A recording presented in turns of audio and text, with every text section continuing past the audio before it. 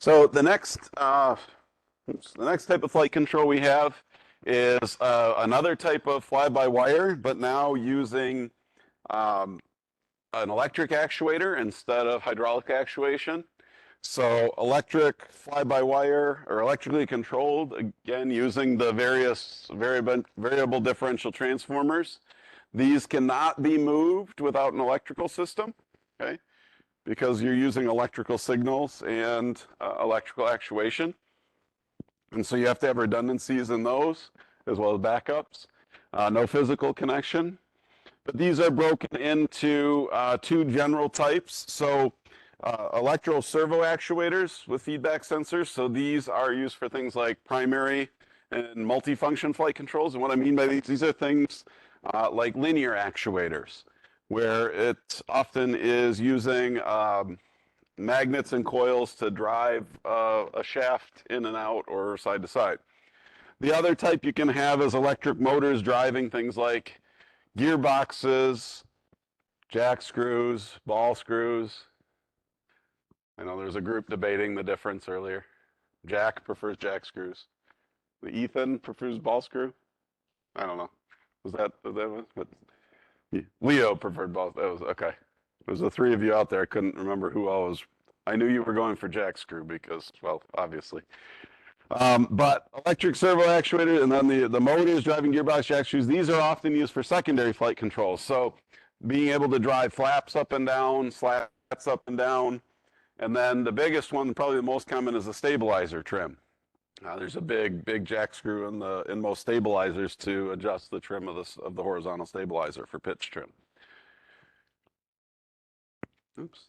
In any of these fly-by-wire systems, the variable differential transformers are used for both input and output. So they're that closed loop system. You can see it looks a lot like the diagram that was in the beginning of the lecture, right? The input, control, and feedback loop. So our input, a yoke here, this is a simple elevator kind of drawing. We move our yoke, and this is representing that output of the VDT of where, it can be, positive. It can be, in the case where I was drawing arrows left to right or right to left, right? We can call one direction positive, one direction negative. And the further you move that yoke, one direction it's going to move more and more positive. The other direction is going to be a greater and greater negative signal coming out of, or greater and greater negative EMF coming out of the VDT. That's going to feed into a computer. And it's really easy for a computer to use these because essentially what it does is as you move the yoke, the computer instructs an actuator, hydraulic or electric, to move flight control. And it's set up so like here, if we move the yoke to the nose down position, the input VDT is going to give a negative signal. A nose down position, to get the airplane to nose down, you have to move the trailing edge of the elevator down. So when the nose down, when we move the trailing edge down, the VDT, the feedback variable differential transformer, is actually keyed or polarized opposite. So here it shows like a positive signal. So essentially what the computer is doing is if it's taking a negative signal on the input, it's going to look for a matching positive signal on the feedback, and it's going to continue to move that actuator until those two signals are equal. So say I move this yoke to kind of this middle negative here, right?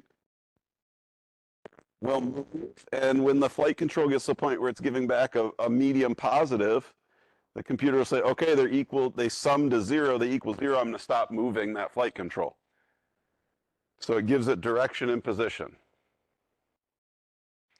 Or consequently, if I move the yoke to the nose up position and the VDT now gives a positive, say I go to the large positive, to move the plane nose up, I got to move that trailing edge up. And it'll continue to move the actuator that direction until the VDT sends a signal back to the computer that's equal and opposite to the input signal, large negative here. And they equal zero, they sum back out. So the computer essentially is just balancing the signals of in the simplest form, the computer balances the signals of those variable differential transformers. And these can be rotary or they can be linear. It just depends on the linkage and how things are set up and the geometry and control, that's built into each end. Putting them side by side, it looks like this. Okay.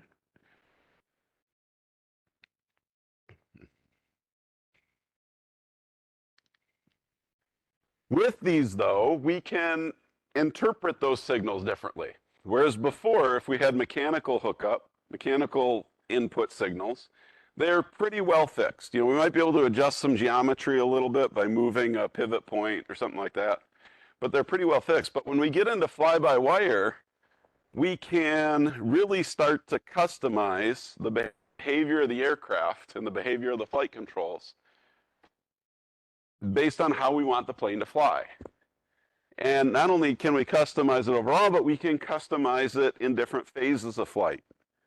Or we can customize it or change it based on the condition of the aircraft. And what I mean by condition of the aircraft is if you're in a degraded situation, if you've lost a hydraulic system, if you've lost an electrical source, okay? Or phase of flight. When you're at cruise, flight controls, you're traveling 400 roughly miles an hour.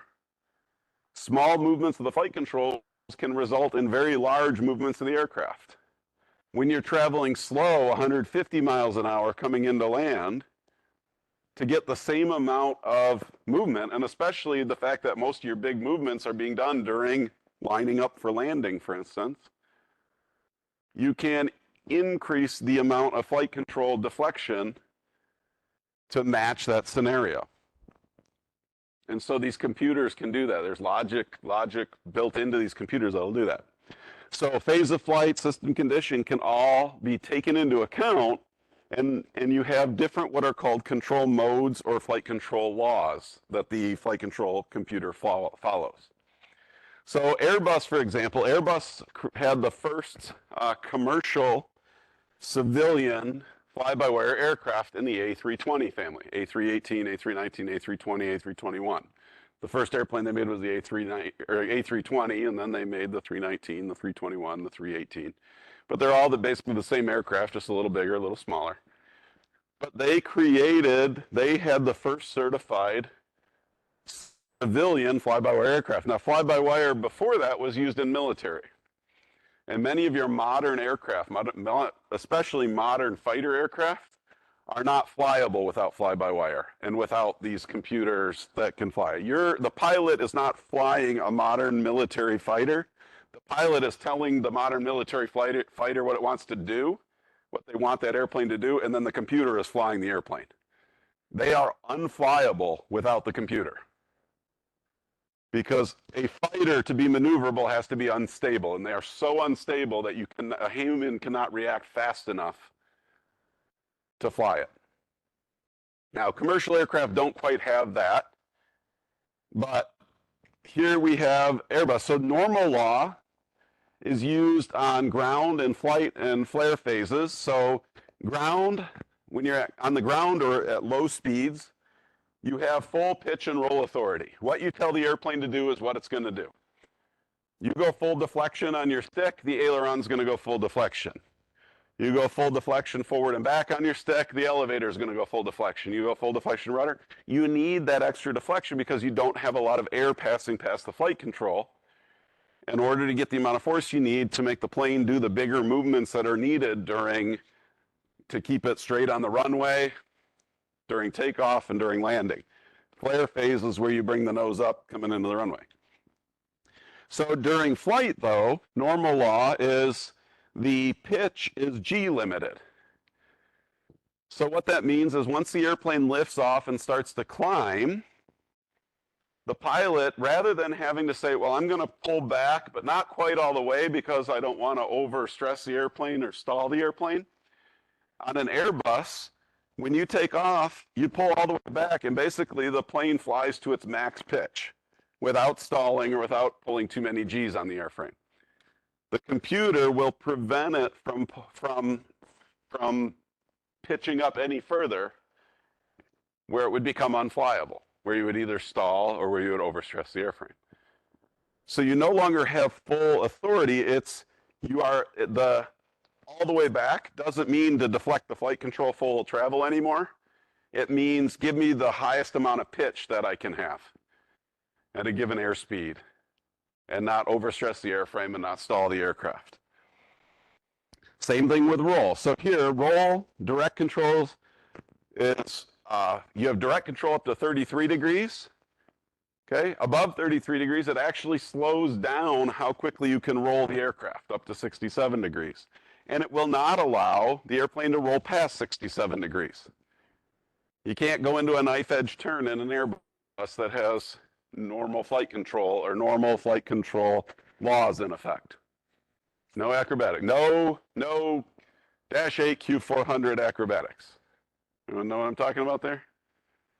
A ramper jumped in a turboprop and took it for a flight over, was it Puget Sound? Was it up in Washington? With flare, below 100 feet AGL pitch, you get full authority because, again, you want to be able to pitch that nose up and kind of stall onto the ground. But it's going to protect against these high AOAs, right? High AOA, high angle of attack equals stall. It's going to protect for load factors so you don't overstress the airplane. Pitching down, if you're at a cruise and you push forward on the yoke or the stick, it's not going to allow you to pitch over so much that the plane will overspeed. Right? You pitch the nose down, the plane's going to speed up, but it's going to prevent you can hold that stick all the way forward. You know, in a direct control aircraft, you put the stick all the way forward, it's just going to keep going down. Under normal control laws, you push that forward, it tells the airplane, I want the maximum, I want the quickest descent that isn't going to cause the plane to overspeed. And that's what the flight control computer automatically adjusts the elevator to. And that excessive bank angle I talked about up here, not past 67 degrees. Okay. If you start getting into a failure situations, and in this case, you have to have a double failure.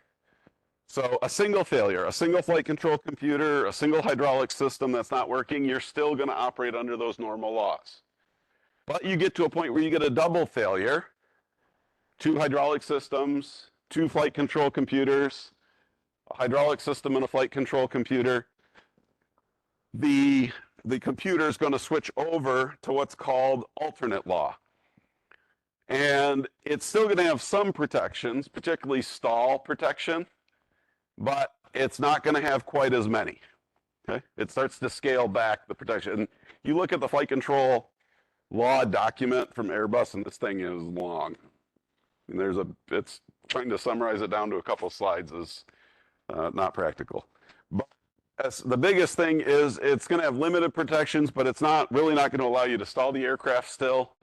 It's not going to allow you to roll the aircraft over. But maybe you can exceed the G rating of the aircraft. You know, it's not going to be quite as protected. It'll allow you to pitch up enough that you pull more G's than what the airframe's designed for, but not so much that you stall the aircraft.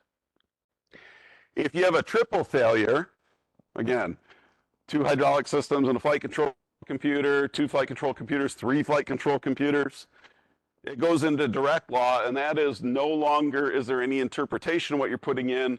It goes back to that direct control. This is the only time that, for example, the Airbus fly-by-wire system operates like the flying system by the flight control system on the 727 or a traditionally controlled, a mechanically controlled flight control system.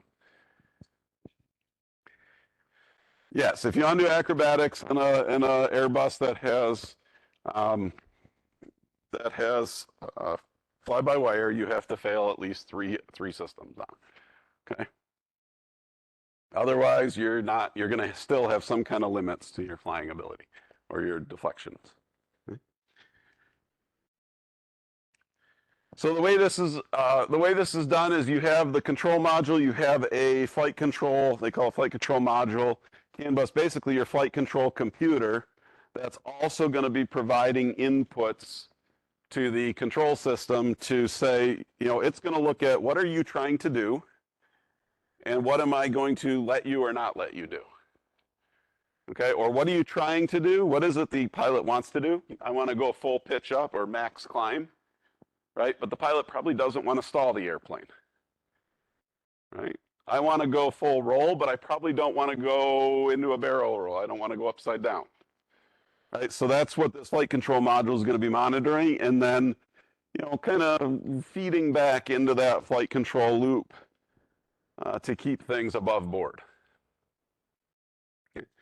And you have, this was the Airbus example I did. Boeing has similar systems with their fly-by-wire aircraft now. Embraer has fly-by-wire on their aircraft now. Portions of, and some aircraft have a mix. Oftentimes aircraft will have a mix of fly-by-wire and mechanically controlled systems.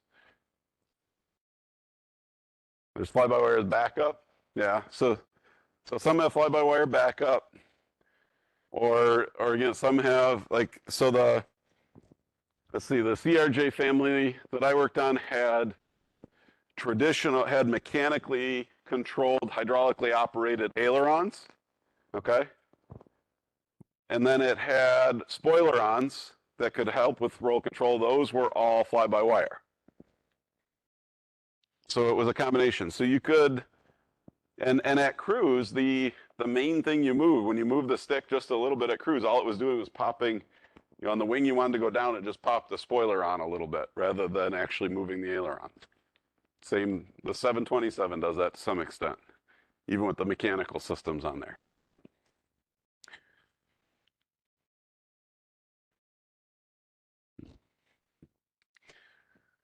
The newest systems that you'll see out there are these light controlled or fly by light is what they're often called. And again, no physical connection. They use electrical systems, and then we've replaced the wires between different areas with fiber optics. Now, oftentimes you still are going to have an electrical signal. You're still going to use RVDTs, LVDTs to provide that input to your computer, but you'll provide this input, say, at the cockpit, and there will be a computer at the cockpit. And then there will be another computer back in the wing area, right? That's going to send an electrical signal to the hydraulic actuators and receive feedback signals. But the interconnect between them will be, would be fiber optic. So you have more computers, but they're connected fiber optically.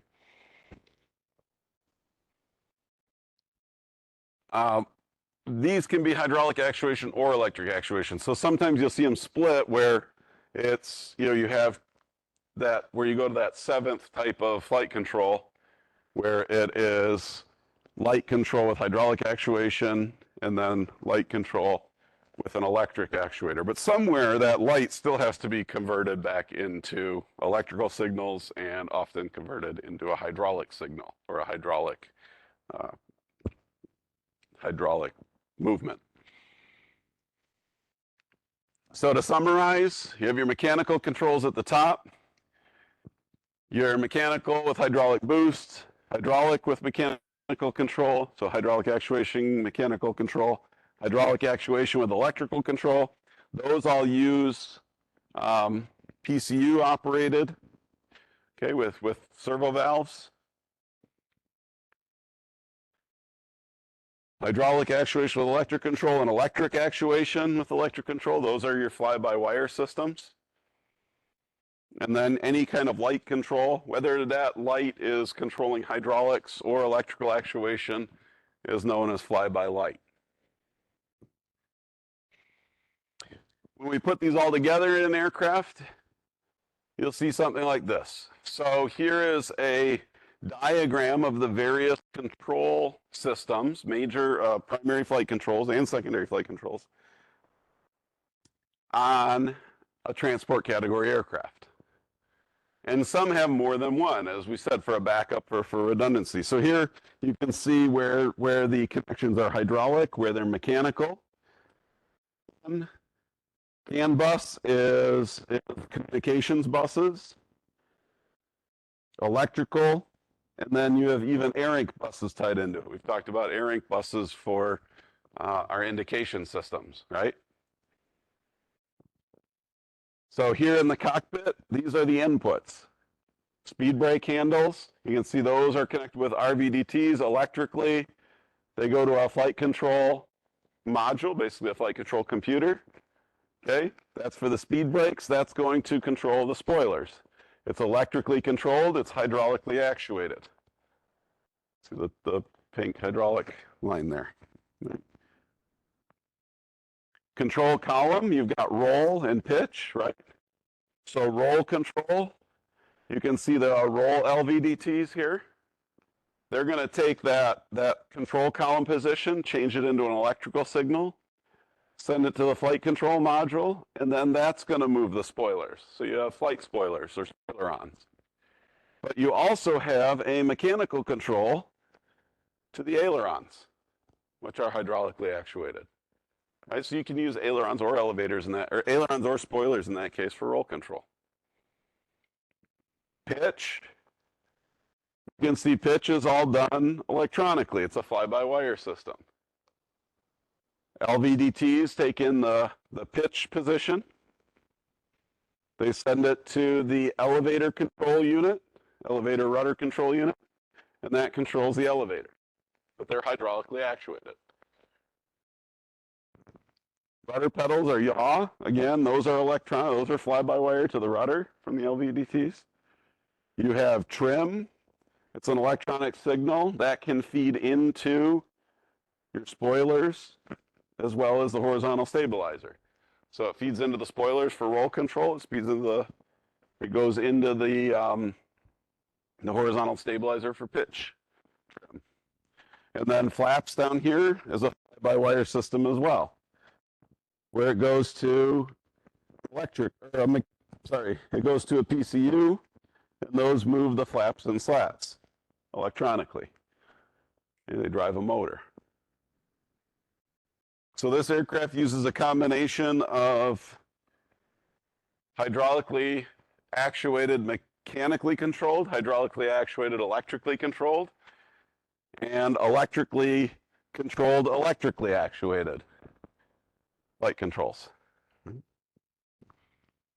Did I miss anything here? RVT. The one thing they don't show on here is how the ground steering, the nose wheel steering system works. That would also be tied into the rudder pedals and often is coming off the same computer that controls the rudder, or they feed into a second computer that would do the nose wheel steering system. Okay. I'm going to go ahead and stop right there.